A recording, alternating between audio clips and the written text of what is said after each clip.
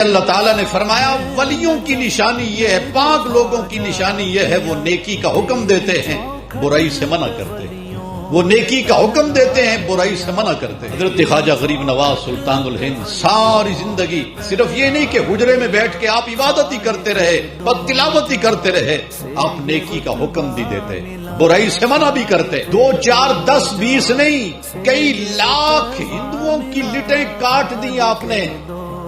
ہندو ایک لٹ رکھتے ہیں اپنے سر کے اوپر، باقی سارا سر گنجا ہوتا ہے، ایک لٹ ان کی لٹک رہی ہوتی ہے۔ حضرت غریب نواز کی بارگاہ میں جو بھی آیا آپ نے پھر دین کا رنگ چڑھایا۔